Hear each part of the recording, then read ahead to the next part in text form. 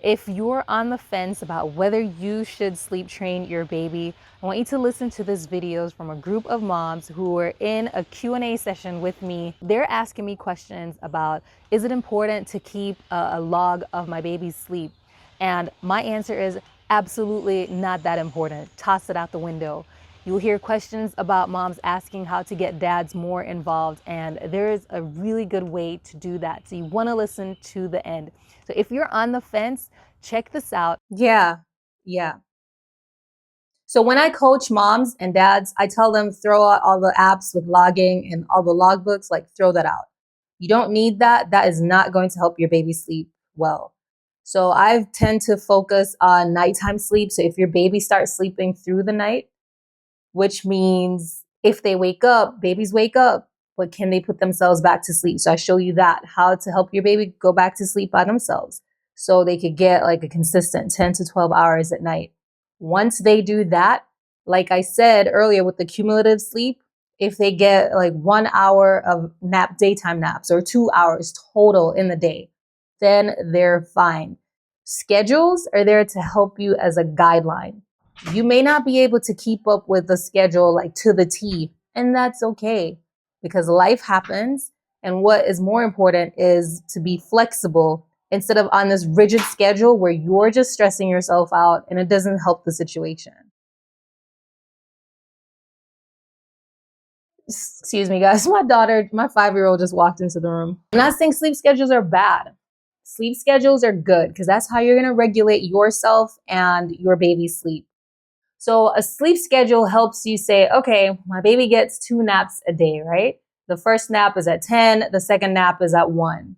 So if you go out grocery shopping, you try to squeeze it in between those times. So at least you can come home and try to hit those times.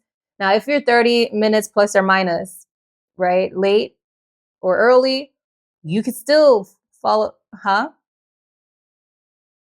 Yeah. Yeah. Yeah. So like all these logs and all these apps that you have to use, they don't mean that you have to be tied to them. They just cause stress. So I tell moms, throw those out the window. You don't need all that. What you need to do is follow your natural rhythm, right? Babies, they don't care about your apps and your logging and you're stressing out over everything. They don't care about that. What they want is you calm, collected, you are there for them and that you're taking good care of them. That's it. So the window situation is better than, oh my gosh, I did bad. I failed today. My baby didn't sleep at 10:15 a.m. like the log says or the app says they should. No, it's just a guideline. Yeah. And it's the sooner you realize that, the better for you and your baby. I coach moms one-on-one, I do it via Zoom. It's a great coaching program and is the one program that I know is it's private coaching 101 and your baby can start sleeping in less than a week through the night. You've been on here for a while. Do you have any questions? Yeah. Would you like them to sleep through the night? Because it is possible. Okay. No, some moms are like, "Oh, I'm okay if my baby wakes up twice at night and I feed them." That I mean, it's your choice. So if you're ready for your baby to sleep through the night, it is possible. It's easier than you may think. And I have a proven framework that it works. Like, yes, your baby is unique and different, but once you plug yourself into the framework, it works very quickly. Yeah, it's all about the routine that you have, how you put things in order, and when your baby wakes up in the middle of the night, like how do you respond? There's a right way and a fast way to respond to them so they learn to go back to sleep. Moms talking about their struggles or what their frustration is because their baby is just not sleeping through the night. They're exhausted, they're tired, they're at their wits' end, and they don't know what to do. So if you're a mom and you're like, wow, is there help out there? Yes, there's help. Okay, how can I be a part of it? Definitely, you're in the right place. There is an easy, proven formula that I created. It's called Baby Sleep Accelerator. And like the name says, you can get your baby sleeping through the night in less than a week if that's what you want, right? And for newborns, no, they're not going to sleep through the night yet. But by the time they're 4 months, if you start setting up the healthy sleep habits now from the time your baby is a newborn. By the time they get to 4 months old, they'll be able to sleep through the night. I'm a mom of 3, so I am not just out here teaching baby sleep coaching on a theory. I have a 10-year-old, a 7-year-old, and a 5-year-old, and I have seen a lot of different things, and I've been coaching parents across the US for 2.5 years.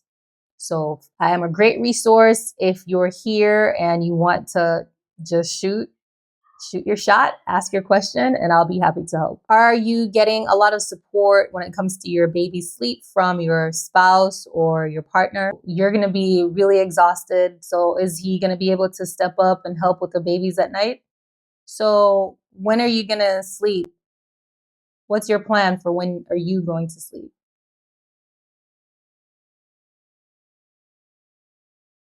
All right, that's a plan. I'm going to encourage you when you are on like unique or different schedules than the typical like, okay, work schedule.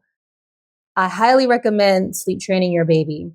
This is not based on, oh, I prefer like my baby sleeping in my bed sharing, or I prefer this. This is about like your survival so you can make it through the season, that your baby will thrive, that you and your partner will thrive.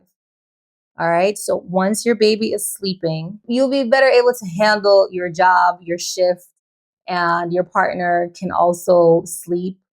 And just because you have a baby doesn't mean you are beholden to waking up multiple times at night after they pass 4 months. They can sleep and you can sleep too. I just want to let you guys know that that's a possibility. And if you teach your baby how to sleep through the night, you are not harming them. You're helping the whole family. You need sleep. Your partner or your spouse needs sleep. Your baby needs sleep. And then you can have the entire day to interact with them. So that's what I teach moms how to do. You're not a bad mom. I mean, I meet you where you are. The moms that I coach, I meet them where they are and get the baby to start sleeping in their crib independently 10 to 12 hours every night. All right, so there is fear mongering and people write from their own experience. So you know how when you're pregnant, like you don't hear all the stories from other moms like, oh, well, maybe you do. But I'm not one of those moms. When I see a pregnant woman, I don't tell them my birthing story because I don't want to freak them out. Because their birthing story may be easier or maybe better. Nothing happens. You know what I mean? And everything is smooth sailing. I used to work in news, right? And the whole purpose of writing a headline or an article or broadcasting a story is to get clicks. So what gets clicks? Fear, oddity, things that are not the norm. So yes, they're going to tell you about, okay, your baby may not sleep, which is a possibility, right? I had a baby with acid reflux, my firstborn, and she slept 1 to 2 hours at a time. That was torture. It was like torture. So my experience it was tough, right? And I was sleeping 2 hours a day. Once my husband would come home, I would sleep from 8 to 10 and then I was up all night. So it was bad. I thought I was going to lose my mind at some point. Now, if my second baby, oh my goodness, she slept almost 4 hours the first day we brought her home and I got scared. I had to wake her up like, are you okay? Like I'm not used to this. And she's still a great sleeper. So you don't know what you're going to get with your baby. But if you get a baby who has sleep issues, then there's help out there. So I get it. There's a lot of fear mongering online, and that's because businesses want to sell products. News media, they want clicks. They want your attention, and that's what gets attention. When you're pregnant, everything's about, oh, you're pregnant, it's so beautiful. The baby registry and have this and have that, and you prepare and you paint the nursery and you do all that. But they rarely talk about the real issues, the issues that you have to deal with after you give birth.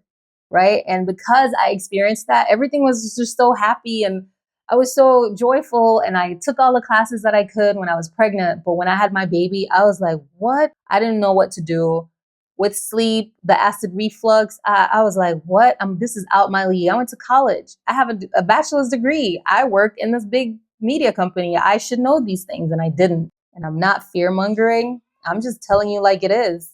For me to survive having 3 children under 5 years old, definitely sleep was a priority. For them to sleep through the night, it was a must, or else I don't know how I would have made it through that season. I see a lot of moms on the fence. Should I sleep train? I mean, you don't have to do anything you don't want to do. It's just that you're going to go through a lot of frustration, maybe a lot of sleepless nights, or waking up in the middle of the night, getting uninterrupted sleep that you can bypass. So it's up to you. I like the soft life. So if I can get help, I'm going to get it. So if that's you, then we could chat afterwards. Follow your gut. Learn to speak up and advocate for yourself and your baby. And, get help when you need to get it. So I teach moms how to be flexible, and flexibility is the name of the game with baby sleep coaching. Your baby might get sick, meaning they may get a cold, an ear infection, something like that, a tummy ache. And how do you deal with that? How do you make them go to sleep and feel safe and protected and get their rest, because they need sleep to get through those infections or sicknesses? When you go on a vacation, how do you maintain your baby's sleep? There's a way to do it. Baby sleep coaching, this is it. This is how I support my family. I truly believe in it. And I truly believe this whole motherhood experience can be better from the start. And this is not to scare you, but getting your baby to sleep is like a nice training ground, because all the other things that are coming your way, it's gonna be interesting. It's gonna be an adventure. All of us are gonna go on these adventures in motherhood, right? Different adventures, but we will have adventure. And if you can square this part away now, at least you won't be going through all the adventures life is gonna throw your way, and still have a kid staying up till midnight, a 5-year-old staying up till midnight and having behavioral issues, for example. I'm just saying. So a lot of things are going to come up in motherhood, especially when your child is a toddler. A lot of things with you. How do I say this? Like, however you were raised, whether good or bad, it's going to come back and like stare you in the face. And a lot of times it's a lot of bad that comes up, and you go through so many changes. Like, getting your baby regulated with sleep now helps a whole lot. I don't even know. I don't want to scare you guys. Bed sharing has its downsides as well. I hear moms talking about they don't want to get their baby to sleep in the crib because they're going to feel like they're less connected to their baby. And that is far from the truth. I know there's so much information, mixed information out there online, different articles, different books, different psychologists saying different things. But here it is. Sometimes you just need to separate day and night. So you let your child sleep through the night in their own crib, in their own space. They could be in your room. That's fine. But then you maximize the daytime, right? So daytime, you show them all the love. You play with them. You interact with them. You read. You have fun. You look them in the eye. Give them lots of eye contact so they know that they are loved. They know that mommy's there for them and mommy's not going anywhere. So when you put them in the crib at night, they'll feel less anxiety. Separation anxiety is real. But if you give your all, even if it's 1 to 2 hours a day, you're a working mom and you're not a stay-at-home mom, you don't spend all day with your baby. If you give them your all during that time, that window, it is more than enough, because that's your situation. That's what you can give. So when you put them in the crib at night, they'll be more settled. So I teach moms how these techniques to maximize that love and nurturing right before you put your baby to bed, so that your baby can feel loved and not anxious. So I hopefully that helps you and you get a little takeaway from that. But the sooner you start separating day and night for your baby, the better. So they can sleep. So they know that nighttime is for sleeping, daytime is for bonding, playing, living life, eating, all that. If your baby is over 4 months and they're not underweight, your baby has the capacity biologically to sleep through the night without any nursing session, any formula feeding. Did you know that? So some moms are like, oh, my baby has to eat at night. If you do it right during the day, your baby does not need any feeding at night. If your baby is healthy and they're over 4 months old, they can sleep through the night, and you can still have a chunky baby and they don't eat at night. My third baby was 9 pounds, 6 ounces at birth. And that child was wearing like 6-month clothes. She was like 3 months old, and she was exclusively breastfed. And she was the biggest baby I've seen, like out of all my 3 girls. She's the biggest one. And she slept through the night, and she was exclusively breastfed because at baby number 3, I was like, you know what? I'm going to toss all the baby bottles. And I did. I was like, we're going to figure this out, and you're going to drink your milk from the boob, and you're going to be fine. And I don't know, maybe that's just a third baby situation where I was more confident as a mom, and she thrived.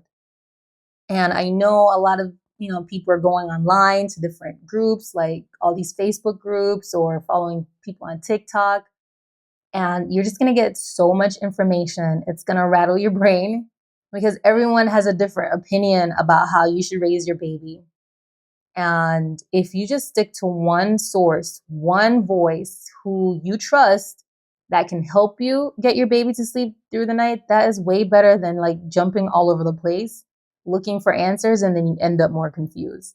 Mommyhood is tough. It can be lonely. When I say it's adventurous, I'm meaning it's it's very like you just don't know what's going to hit you sometimes, and you still have to get through it. So going through all of that, you're recovering from postpartum. During postpartum, you just gave birth, your hormones are all over the place. And on top of that, you're getting all these mixed signals from in-laws, from your own parents, from friends, like, oh, I did this for my baby. My baby was like this, and this worked. And this, you're just like, it's not working for me. Then definitely make a decision about what you want for your baby, and then take steps based on that. So if you need support, get support. You may have to invest a little. I have a book called Baby Sleep Accelerator. It's on Amazon. Like, you can get it. You can listen to it. There's an audiobook. You can get the ebook. You can get it and read it and follow it, or you can join my coaching program. Message me after this if you want more information. Does anyone have questions about their baby sleep issues right now? You have a question about how to get dad more involved. Dad wants the baby out the bed. What's going on? Can you remind me again what is going on? Why you have to bed share again? If you're done, like you're ready for him to sleep in the crib, there's a way to do that, and to do it gently. You sound like you're a very go by the flow kind of mom, very gentle, which is fine. You don't have to do anything that's gonna make him overly agitated, but it sounds like he has an association with sucking, especially your boob, and sleeping. Now, there are associations that you can build yourself, and there are associations that you can break. So I show moms how to build sleep associations and how to break the ones that they don't want anymore. In my program, if you have a partner or a spouse, if dad is in the picture, I make sure that you, mom, get some help. So sometimes dads will cop out because they're scared, they're nervous, but they're not going to tell you. They don't know how to help you. They don't know how to help the baby sleep. This is out their league, but they're not going to tell you. They're men. They're fixers. And if they don't know how to fix something, they're not going to say anything. But you're going to feel some kind of tension. You could feel like, wow, I feel like a single parent because I'm doing everything when it comes to the baby, especially at night when it's time for the baby to sleep. I'm on my own. Hear me out. This may not be you.